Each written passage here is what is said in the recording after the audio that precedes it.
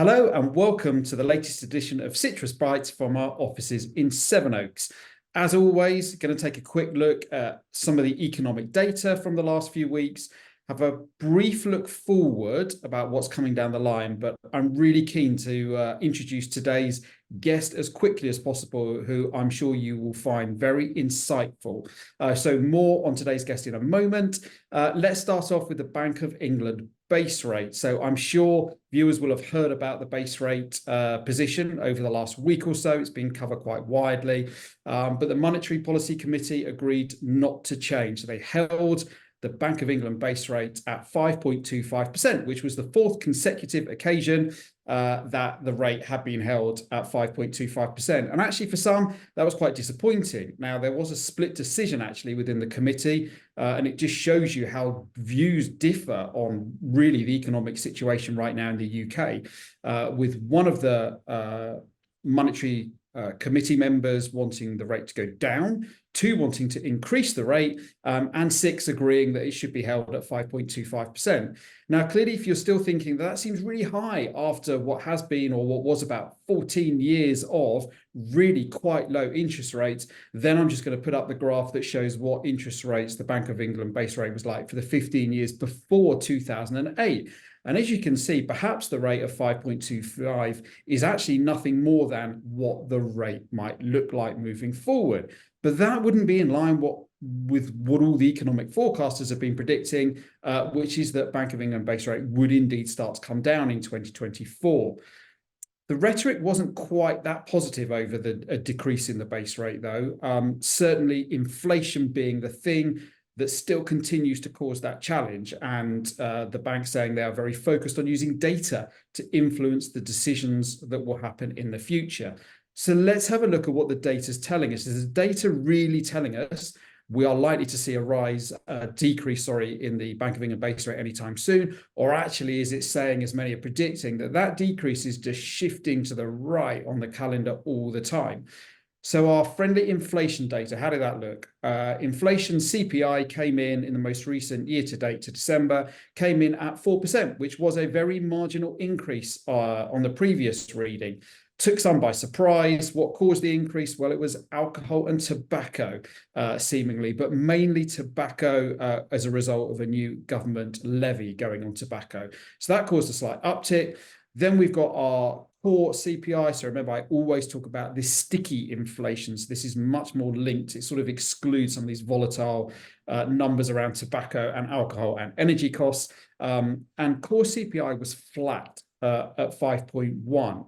So actually, maybe there's a bit of an encouraging sign there that there was no uplift. But again, when you look at CPI, it is still well above that forecast of 2% that the Bank of England is really keen to work to. So you look at that and go, well, really, where is the appetite coming from to see rates going down if inflation is still holding at a higher level than that 2%, even if it has been on a sort of downward trajectory up until this point?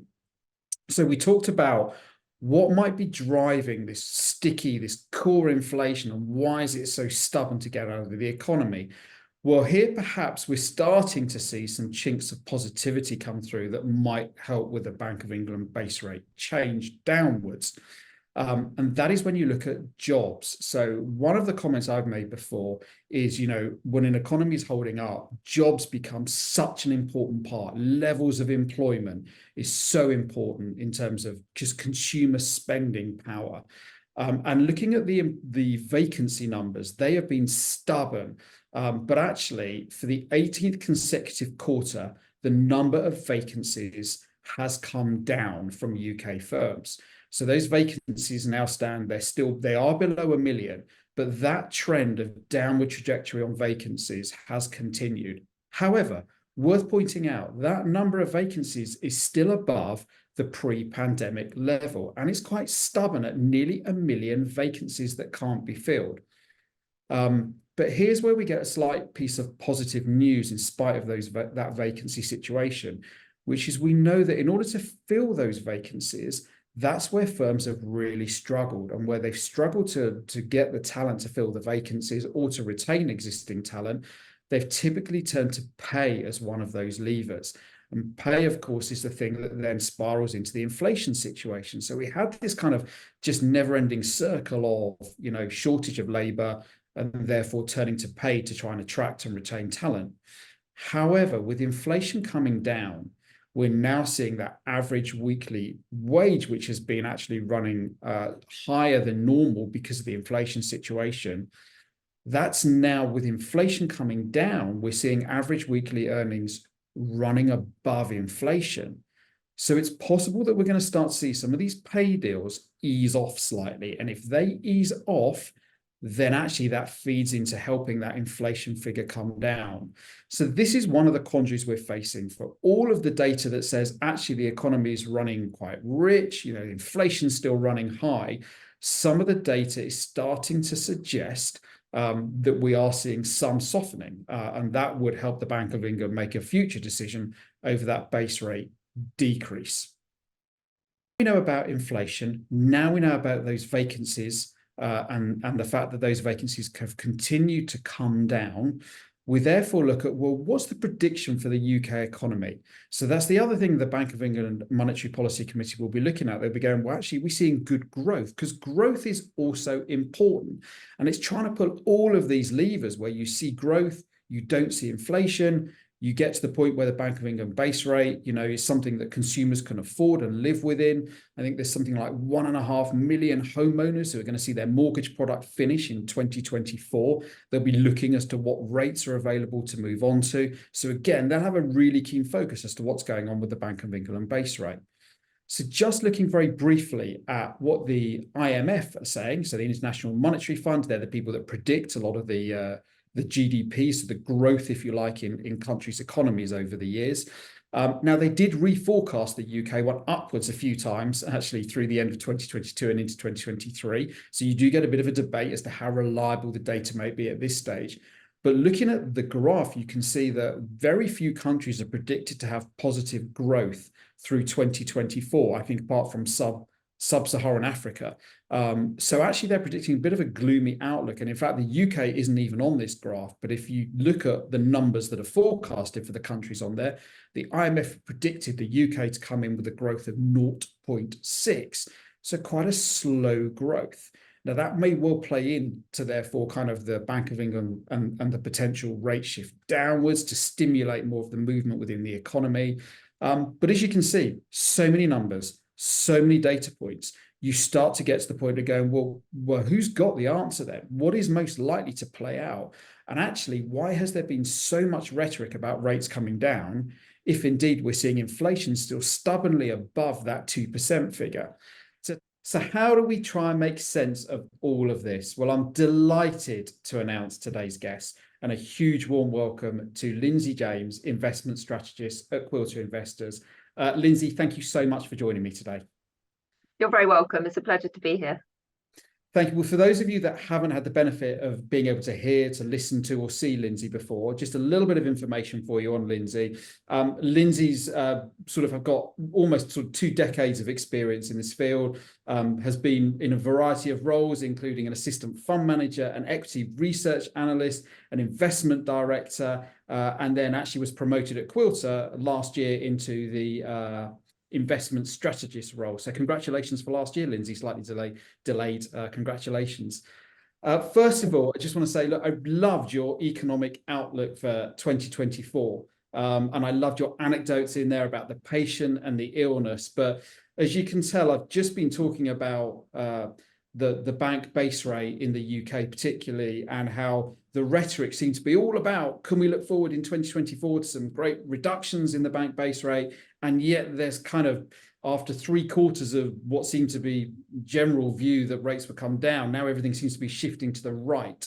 And the dials seem to be telling us a variety of stories. So it'd be great to get your thoughts on, what do you see playing out this year when it comes to the bank base rate?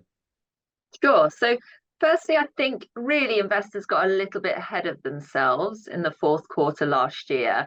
And that was for 2 reasons. So it was partly because we had slightly softer economic data coming out across developed markets that really made the soft landing, sort of the avoidance of recession, if you like, but gently slowing economy, look like it was a more realistic outcome. And so with that, then expectations rose that interest rates could start to come down because this would start to slow inflation too. Then we had Jerome Powell in the US coming out and talking a little bit more about the potential for rate cuts in the coming quarters. And so investors really kind of got quite excited that really this meant big interest rate cuts, probably starting from around March time. Now, I think they did get ahead of themselves, to be honest, because by the end of the year, something like 6 or 7 rate cuts were penciled in the US, and really very, very little less in the UK. So even though the governor has been very clear about the policy of higher for longer, I think, investors felt, well, when we look at inflation, we see it coming down quite quickly. When we look at the economy, it's clearly starting to slow. So we think you're going to have to capitulate on this sooner rather than later. And so that meant that those interest rate cuts were really started to be priced in more aggressively in the fourth quarter. So we saw, pretty good returns coming through both in bond markets and equity markets. And some of that has been reversed in January, a proportion of it, a small proportion of it, really, I think, as reality has just caught up. We've had a little bit more data out on the economy that shows it's been really very resilient in the US, performing very, very strongly. We've had sort of the latest meetings now from the central banks where they've said, look, we're going to be cutting rates, but you're just going to have to wait until the data is really supportive of us doing that. And whilst they're talking about inflation, it is coming down to target levels quicker than a lot of people, I think, including myself, really expected. They are still concerned about other inflationary pulses later in the year. And this makes sense when you look at what's going on in the world. We've got a lot of uncertainty in the Red Sea. I don't think it's totally clear yet what the impact will be on supply chains. We've seen freight rates popping up quite a bit, but still not back at the levels they were at in the pandemic. So far, there hasn't been a significant impact on inflation from it. But, I think they're very clear that there are risks out there, not only from that sort of angle, but from the fact, with wages, we've still got wage growth running ahead of inflation, and they're keen to see that start to slow. So, it's just been a case of really catching up with reality a little bit more in the course of this year. But the good news is rate cuts are coming, and we're just going to have to be a little bit more patient for them. And none of us like to be that patient. What's your thoughts? Based on what we're seeing at the moment, are we thinking H2 is more likely than H1, or maybe things start to change in H1?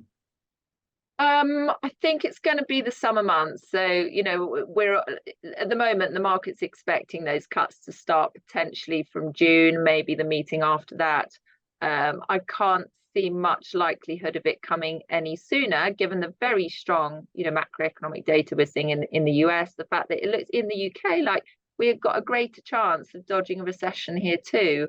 And looking at the more recent inflation numbers too, we've seen that pop up a little bit. I think in the UK, those numbers will look more attractive as we go through the first half, because we've got the energy price cap coming down about 15% from April. So that's going to have a big impact on the inflation reading in April. And I think there will be a little bit more sort of vociferous response at that point from investment markets going, come on, we need to start to see rate cuts coming through. But, the central banks have flagged this. They know it's coming. And so, the summer months is probably as far as you'll push me on that one, whether it's H1 or H2, it's probably going to be on the cusp of it. Does it matter enormously? Not really, is also my opinion, to be honest. The equity markets are priced off longer term bond yields rather than the very short term bond yields, which are impacted by the timing of the rate cuts. So those sort of 10-year yields are more important to equity markets. And we've seen them drift up a little bit over the last few days. In fact, 30 basis point move is not small, and over the course of the year as well, the year 2024 year to date, to be clear. And that's partly because I think, the expectations of a slowdown have really sort of disappeared from a lot of people's forecasts now. So that changes where you'd be in the economic cycle over that sort of time frame. But also, I think, market participants are also very clear that there are longer term inflationary forces at play. We've got a shortage of workers in the economy, and we're talking about developed economies as a whole here. There's structural changes as a result of demographic patterns and migration patterns and skill changes, skill shortages in the growth industries.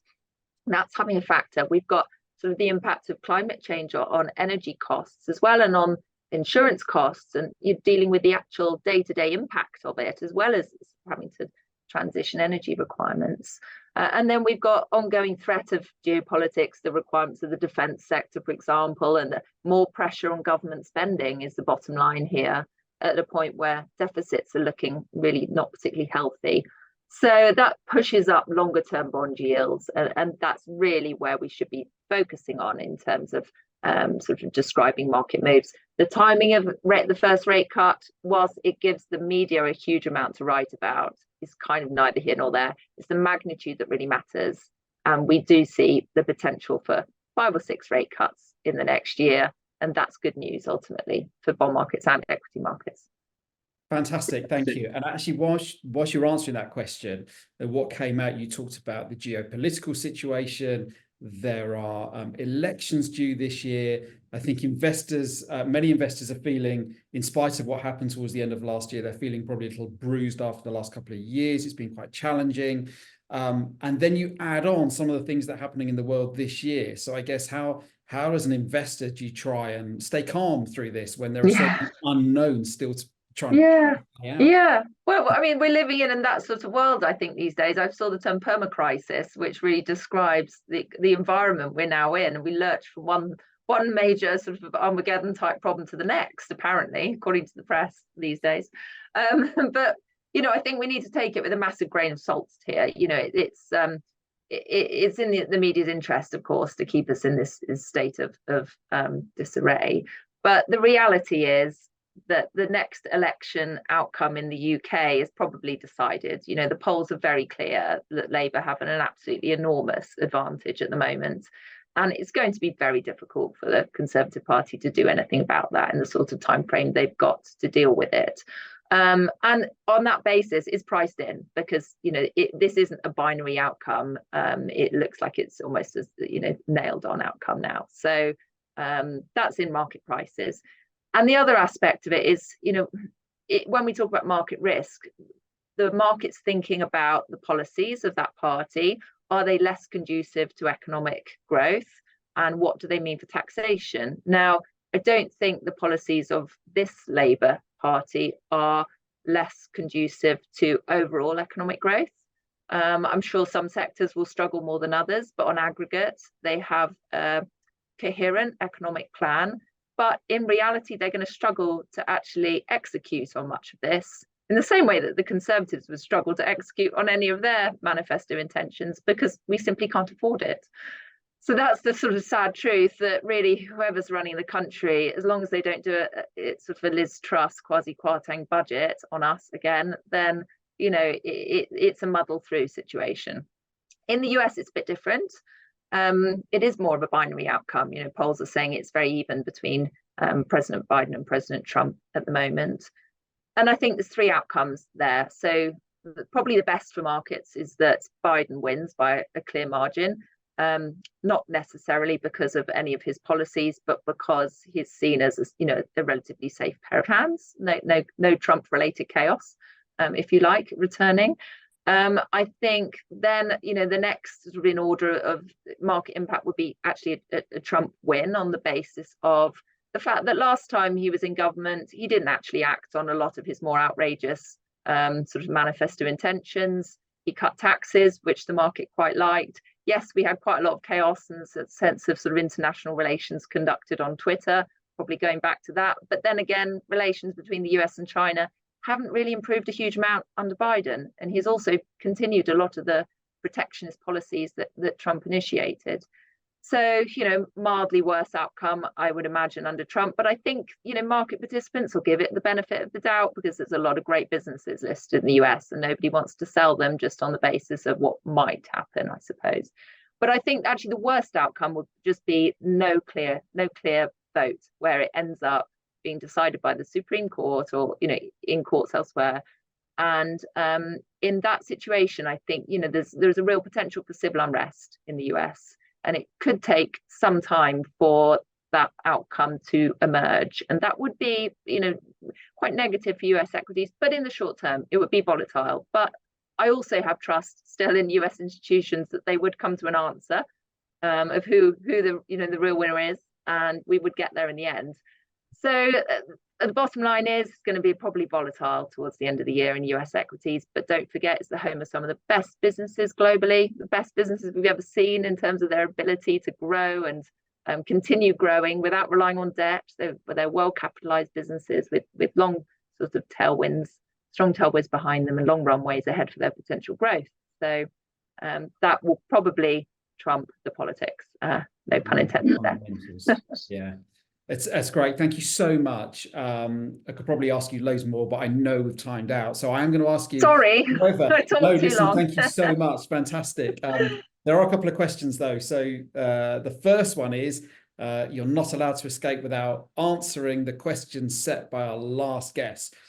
So Holly set the question that was, what would you encourage viewers to do in order to improve their current or their future financial circumstances? Okay, so I mean, I'll give you quite a short answer because it's really relating to what we've just been talking about with geopolitics and the stories in the press. And it's really probably read the papers less, or at least, don't make investment decisions based on what you're reading in the newspapers, because having this sort of state of fear about what potential war and conflict and the election outcomes and so on is not going to help your investment returns. It's more likely to push you into owning more cash than you should and selling investments that are fundamentally performing well, when ultimately the success of those investments is really down to economic growth and interest rates. And when we look at those two factors through whichever lens you want to put over the top of them, because of all these aspects, elections and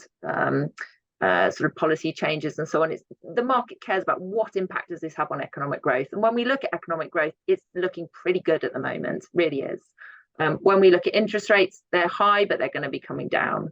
So focus on those two factors. Don't focus on, the sort of scare stories that I think we're seeing more and more frequently, to a greater degree, really amplified at the moment, but they're not necessarily an indicator of investment returns. Yeah, and actually it's a really interesting point because, of course, people's ability to consume that information comes from so many different sources now, compared to maybe 15 years ago. So there's even more news or noise around now than there was before in terms of There is. You've really got to filter out, what's important from, what's really there is sort of trying to keep us in this continual state of fear, I think, some days. Perfect. Thank you. And then finally, you get to set the question for next month's guest. So over to you again. Lovely, thank you. Well, I'm afraid this isn't a very kind one for the next speaker, but I think it'd be interesting to hear their answer. And it's, what lesson have they had to learn the hard way, either relating to their career or their investments, that might save the listeners to this some pain if they can benefit from that experience? So I hope you get a good story, and I'll be interested to listen into what that might be. But I shan't tell them it's a difficult question until they've agreed to come and join me. Lindsay, they must be truthful. Thank you so much for joining us again. Thank you for your insights. We really appreciate it. Hopefully you'll come back and join us again soon. But in the meantime, thank you very much. You're very welcome. Thank you. Bye-bye. Thank you. And that's it for this month's edition of Citrus Bites. We look forward to hope you find the information useful, and look forward to seeing you again next time. Next month it will be. So thanks again. Bye-bye for now.